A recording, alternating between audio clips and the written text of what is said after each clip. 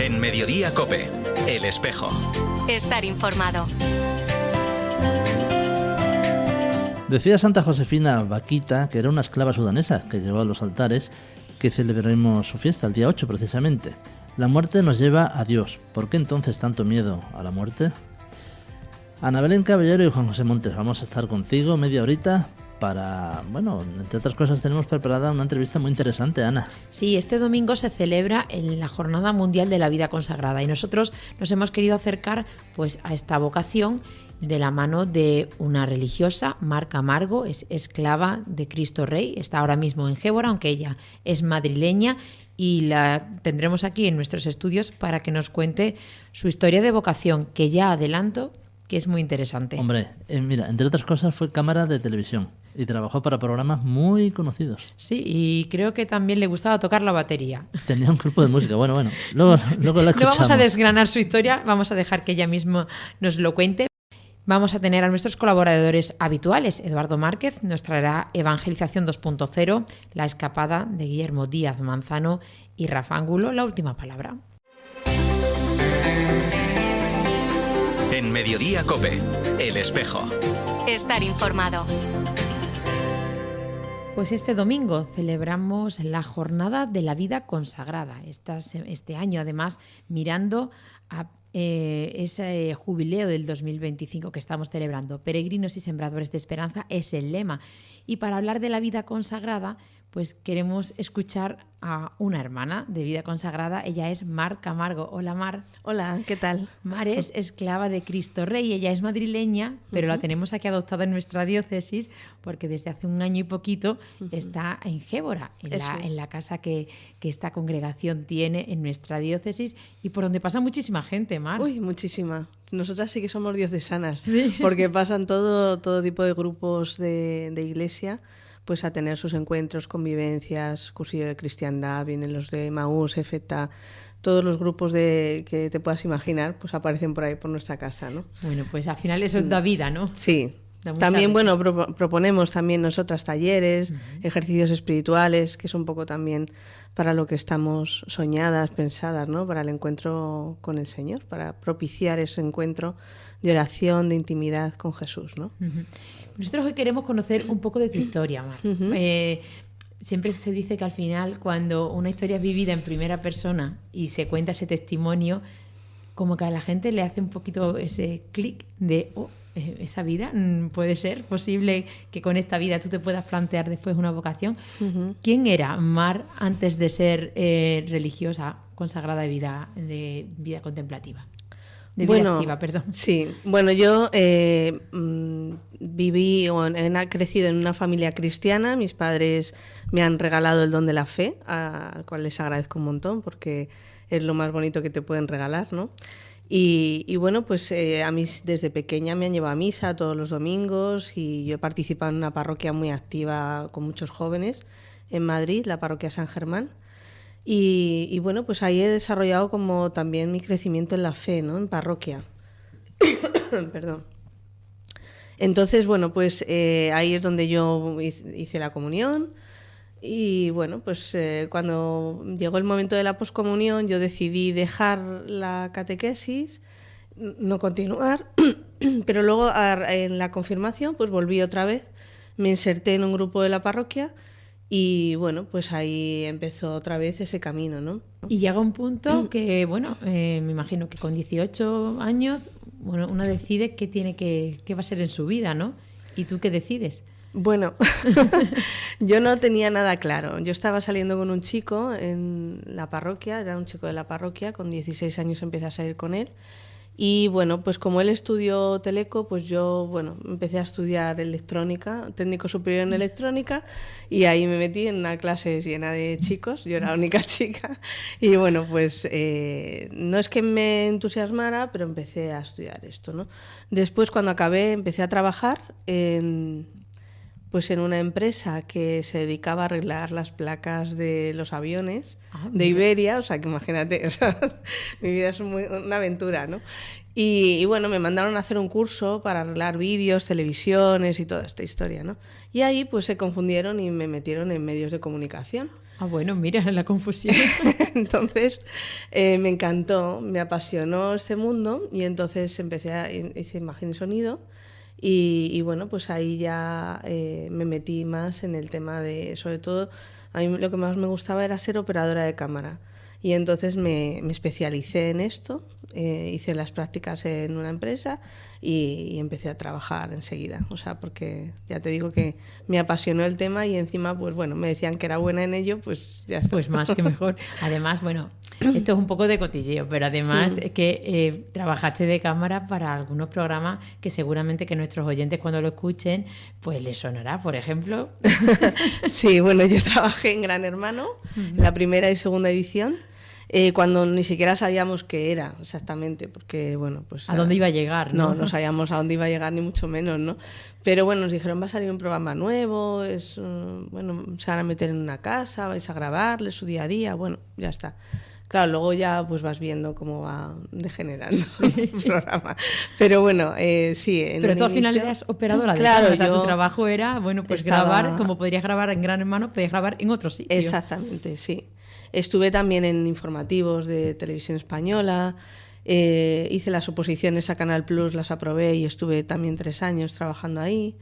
Y luego acabé haciendo Madrid Directo. Y Mar, ¿en qué momento, en esta vorágine entre cámaras, micros y cables, dices, espera, que no sé qué estoy haciendo con mi vida, ¿a dónde voy? ¿Para quién soy? ¿No? Sí.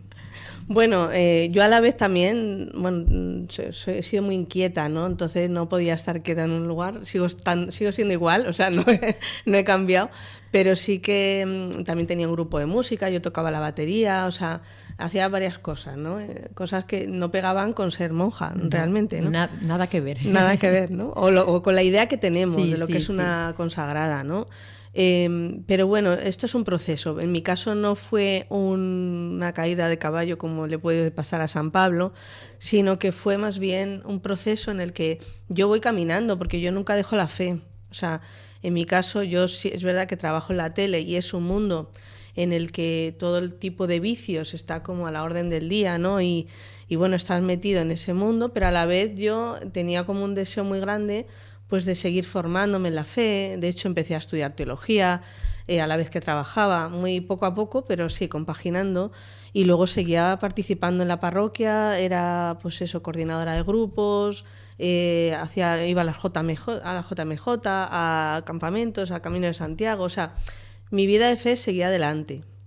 Es verdad que era un poco incompatible a veces, pues porque en el trabajo también me hubiera gustado pues poder compartir la fe. Y cuando hablaba de estos temas en el trabajo, porque yo no me escondía tampoco, y les decía, no, estoy estudiando teología y tal, entonces sí que se metían mucho conmigo, con la iglesia, ¿no? Entonces a mí eso me hacía mucho sufrir, ¿no? Pero a la vez también encontraba que en ellos, porque la mayoría eran chicos, ¿no? Pues también tenían como una necesidad de Dios, ¿no? Y hay un fondo de trascendencia que todo ser humano tiene, aunque lo niegue, ¿no? Pero están en búsqueda, ¿no? Entonces a mí me preguntaban muchas cosas, muchísimas cosas. Es que al final genera mucha inquietud todo el tema religión, Dios, ¿no? Aparte, cuando te ven que eres normal, entre comillas, ¿no? Pues... pues entonces les choca todavía más, porque tienen una imagen de la iglesia o de la fe. Por eso yo creo que también es muy importante que los laicos también estén dando testimonio. Romper estereotipos, ¿no? Exactamente, porque si no, la gente se queda con, no sé con qué se queda, la verdad. Con como que somos aburridos. Bichos raros. Gente rara, ¿no? Y veían que era normal y que me acercaba a ellos, que salía con ellos también, que les escuchaba, que ponía luz donde había oscuridad, ¿no? Entonces, bueno, les gustaba hablar conmigo, pero no compartían como esa otra parte, ¿no? Entonces, bueno, en ese camino, ¿no? Me toca a mí grabar también el 11M, el atentado de Madrid, Y ahí pues fue una llamada como muy fuerte, ¿no? Para mí, porque fue darme cuenta, ¿no? O yo escuché la voz de Jesús también, ¿no? Que me decía, bueno, ¿tú quieres plasmar el sufrimiento de la gente en una imagen o quieres llegar al fondo del corazón, ¿no? Y quieres consolar a esa gente? Entonces para mí fue como una llamada fuerte también en medio de la vorágine de mi vida, de mi trabajo, pues como hace Jesús, que llama a los pescadores cuando están pescando, ¿no? Pues a mí me hace llamadas también en medio de mi vida diaria, ¿no? De mi trabajo. A la vez también, pues yo voy profundizando en la fe, estaba en el coro de la parroquia también, grabamos un disco, bueno. Y entonces, hago ejercicios espirituales y para mí fue muy clave, ¿no? Ese chico con el que te comentaba antes, ¿no? Con 22 años me deja por mi mejor amiga, cosas que se supone que no pasan, ¿no? Pero sí, a mí me pasó y entonces eso también supone como un vacío muy grande porque había como centralizado todo en esa persona. Entonces, bueno, recuerdo un día en la capilla, un Viernes Santo, que yo me pongo a llorar, yo le digo a Jesús, bueno, ¿por qué me pasa a mí esto? Tal, y ese vacío que yo sentía, pues experimenté que se llenó completamente, ¿no?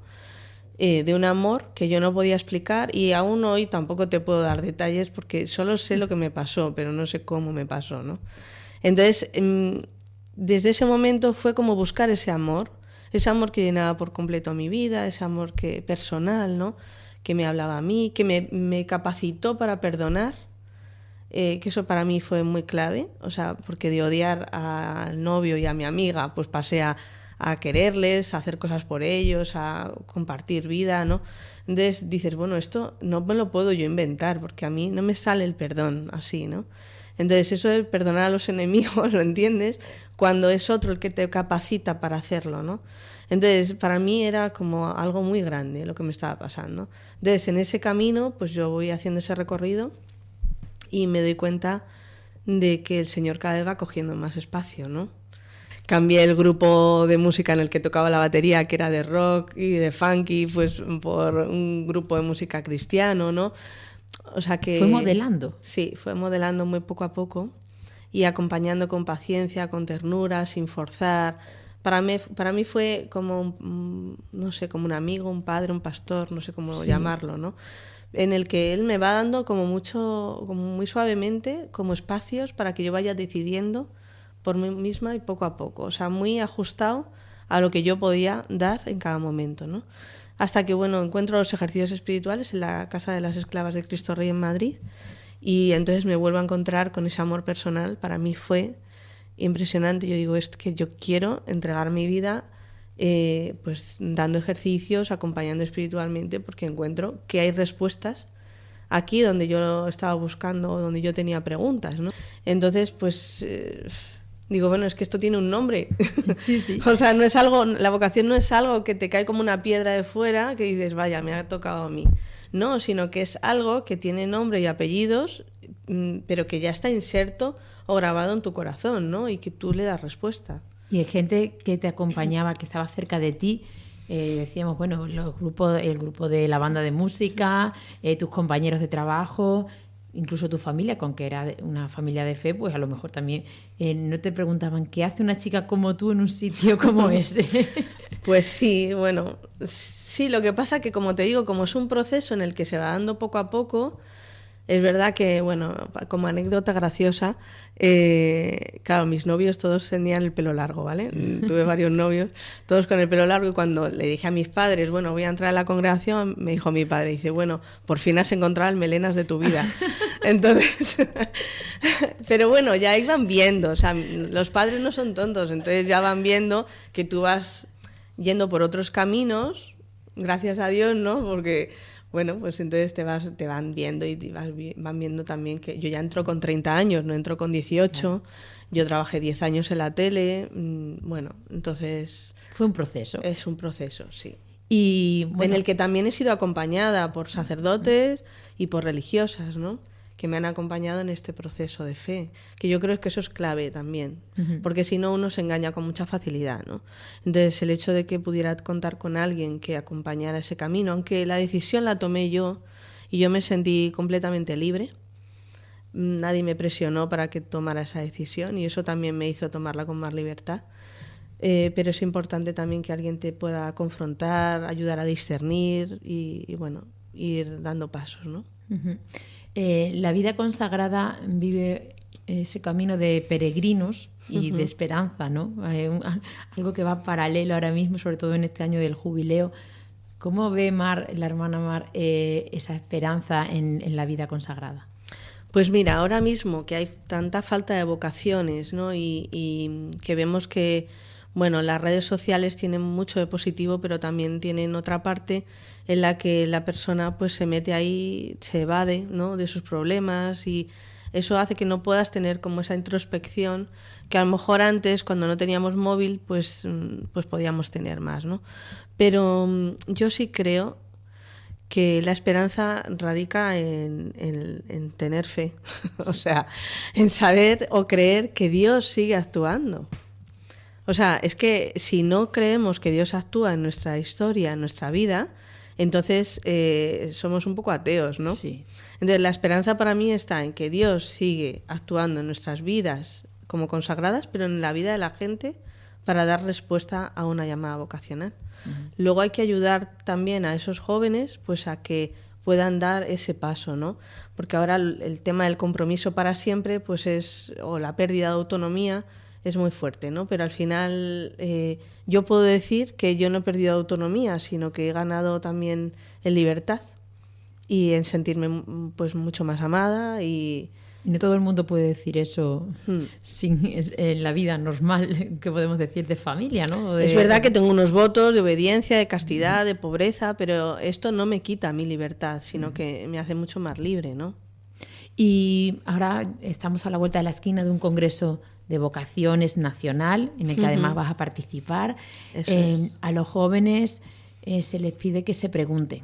Es lo que decimos, ¿no? Que dejen un poco a lo mejor al lado el teléfono y se miren hacia adentro. ¿Para quién soy? ¿Hacia dónde dirijo mi vida? ¿Qué le puedes decir tú a los jóvenes en los que esas preguntas van resonando ya en su corazón? Bueno, primero que no tengan miedo de hacerse preguntas. Yo me sigo haciendo preguntas porque es que es la manera de que emerja algo nuevo. Entonces, a veces vivimos como muy en la rutina y a veces nos cansa incluso el TikTok, el Instagram, todo lo que estamos viendo. Yo creo que hay una oferta muy buena que el Señor tiene para cada uno de los jóvenes, ¿no? Entonces merece la pena hacerse preguntas y merece la pena también, y los jóvenes se merecen encontrar un camino de libertad, de amor, en el que sean felices. O sea, es que yo le diría al joven, mira, la vocación, la que sea, ya no la vida consagrada, la vida sacerdotal, la vida como vocación es la vida para ser feliz. ¿Tú quieres ser feliz? Pues busca para quién eres, ¿no? Y cuál es la huella que tienes tú que dejar en este mundo y qué es lo que tienes que hacer para construir un mundo mejor. Uh-huh. Pues con esas preguntas que quedan ahí en el ambiente, nos vamos a despedir, hermana, porque ya, bueno, nos hemos ido de tiempo, ¿no? De tiempo, pero ha sido una historia, la verdad, que muy interesante. Muchas gracias por compartirlo con nosotros. Nada, tía Ana. Y muchas gracias por estos minutos. Muchas gracias. Llega el tiempo de coger nuestros dispositivos móviles, el móvil, la tablet. Eduardo Márquez nos viene a contar una nueva aplicación para la evangelización 2.0. Adelante, Edu. Hola, muy buenas. Pues esta semana presentamos la app Biblia para Niños. Es una aplicación gratuita que presenta 41 historias bíblicas clave a través de aventuras interactivas y animaciones atractivas, ayudando a los niños a comprender la narrativa general de la Biblia. Con una navegación amigable y con narraciones en un estilo accesible, incluye juegos y animaciones interactivas para mantener a los niños comprometidos. Además, ofrece recursos complementarios como páginas para colorear y hojas de actividades para padres y una currícula completa de iglesias. Gracias, Edu. Nos vamos, no definitivamente, nos vamos de escapada, luego seguimos el programa, pero Guillermo Díaz Manzano vuelve otra vez a España, vuelve otra vez aquí a la diócesis para llevarnos de peregrinación. Terminado nuestro recorrido por las Basílicas Mayores de Roma, con motivo del año jubilar, cogemos de nuevo la mochila peregrina y la escapada nos lleva hoy al Monasterio de la Purísima Concepción de Villanueva de la Serena, donde su capilla también ha sido elegida como templo jubilar en nuestra archidiócesis. El Monasterio de la Purísima Concepción es realmente interesante. Lo que ahora es este conocido monasterio antes fue el Palacio Prioral de San Benito, perteneciente a la Orden de Alcántara. mandado construir por el gran maestre de la orden, don Juan de Zúñiga y Pimentel, en 1494, reconstruido por Carlos III en el siglo XVIII. Tras el saqueo e incendio provocado por las tropas francesas, se edificó o reedificó prácticamente de nuevo. En esta casa es donde viven nuestras concepcionistas en clausura dedicada a la oración y a la contemplación, también al trabajo, ora et labora. A lo largo de los siglos el monasterio ha sufrido diversas modificaciones y ampliaciones, adaptándose a las necesidades de la comunidad religiosa que lo habita. A pesar de ello, ha mantenido su esencia original y su carácter de lugar de silencio y reflexión. En el interior del monasterio se encuentra la capilla, donde las monjas realizan sus celebraciones litúrgicas diarias. La iglesia es un espacio de gran belleza y sobriedad, con un altar mayor decorado con un retablo sencillo y una imagen de la Virgen de la Concepción, junto a otra de San Antonio. La capilla declarada templo jubilar es bonita, sencilla. Como no es muy grande, te invita a disfrutar de la tranquilidad, la paz y la espiritualidad que se siente en este lugar. Está abierto en un horario concreto, todos los días por la mañana de 9 a 2, por la tarde de 5 a 8. Los días de diario, a las 6 se reza el rosario, a las 6:30 se celebra la Santa Misa y al finalizar se queda expuesto el Santísimo hasta las 8 de la tarde. Los sábados la misa es a las 9 y los domingos a las 10. Y se puede, cumpliendo las disposiciones aprobadas para tal fin, confesión, entrar por la puerta jubilar, escuchar la Santa Misa y comulgar y rezar por las intenciones del Papa, conseguir la indulgencia plenaria de todos los pecados. Espero que pronto, con la ayuda de los sacerdotes locales, dispongan de un programa jubilar donde lucrar esta gracia de forma comunitaria, con algunas celebraciones especiales y sectoriales. En la capilla se encuentra también la imagen de Cristo resucitado, que junto a la Virgen de la Aurora protagonizan la célebre carrerita en la mañana del Domingo de Resurrección, auténtica fiesta popular de los villanovenses o serones, este último gentilicio no oficial. En este monasterio, las mujeres que lo habitan, en su amor profundo y constante por lo invisible, logran obtener del Eterno, a través de mucha oración, contacto permanente con Él y con grandes sacrificios, la gracia que todos necesitamos. En medio de una vida de anonimato, abnegación y silencio, con el trabajo manual y físico, estas almas van adentrándose en el corazón del Creador. Y gracias a esta intimidad con Él, van haciéndose de este mundo un mundo más espiritual y más de Dios. Antes de irte, no te olvides echar un vistazo a los dulces artesanales que ofrecen las monjas. Dulces y confituras hechos al día, de alta calidad, súper bien de precios, que serán una forma estupenda de llevarte un pedazo del monasterio concepcionista contigo. Ve y verás. Muchas gracias, Guillermo Díaz Manzano, por una nueva recomendación de escapada para los próximos días. Nosotros nos vamos despidiendo, Juanjo. Llegamos al final. Llegamos al final, le cedemos la última palabra a Rafa Angulo. Muy buenas tardes. Viernes 31 de enero. Ahora que está en la cocina, mujer, le doy una receta. Llene 3 ollas con agua. Colóquelas sobre los 3 fuegos de la vitrocerámica. Cuando el agua comience a hervir, ponga un puñado de zanahorias en una olla, unos huevos en otra y abundantes granos de café en la tercera. Déjelas hervir. Saque las zanahorias y colóquelas en un plato. Haga lo mismo con los huevos. Cuele el café y póngalo en un tazón. Recuerde, eran zanahorias, huevos y café. Tras el hervor, tras las dificultades, las zanahorias están blandengues y pachuchas. Los huevos están duros. Y a ver quién los descascarilla. Y si prueba el café, lo disfrutará sorbo a sorbo. Será un manjar. Moraleja. Los 3 elementos han enfrentado a la misma dificultad, el agua hirviendo. Pero los 3 han reaccionado de forma diferente. Las zanahorias, que llegaron al agua dura, fuerte, el agua hirviendo las ha transformado en algo soso, fácil de deshacer. El huevo había llegado al agua frágil, blando, casi líquido, pero después de hervir, su interior se ha endurecido. Sin embargo, los granos de café, después de estar en el agua hirviendo, han cambiado el agua, le han dado sabor. Cuando la adversidad llame a tu puerta, ¿tú qué haces? ¿Cómo respondes, mi cuate? ¿Como una zanahoria que parece fuerte, pero que pronto se vuelve tibia y sin fuerza alguna? ¿Como un huevo que empieza con un espíritu blandito y fluido, pero que después de una desgracia se vuelve duro y rígido? Lo fácil es ablandarse, dejarse llevar. Pero Dios no te va a pedir lo más fácil. Los hervores de Dios no son los más fáciles, pero sí los más sencillos, porque Dios no es amigo de complicaciones. Sé, amiga mía, como el grano de café, que cuando las cosas se te pongan peor, reacciona con lo mejor que tienes, haciendo que quien tienes alrededor mejore y que pueda decir, pero tú, ¿qué has puesto en el café? Que desde que me lo tomé, fui mejor que antes. Mas tú, ¿qué has puesto en el café? Que desde que me lo tomé, como una extraña sensación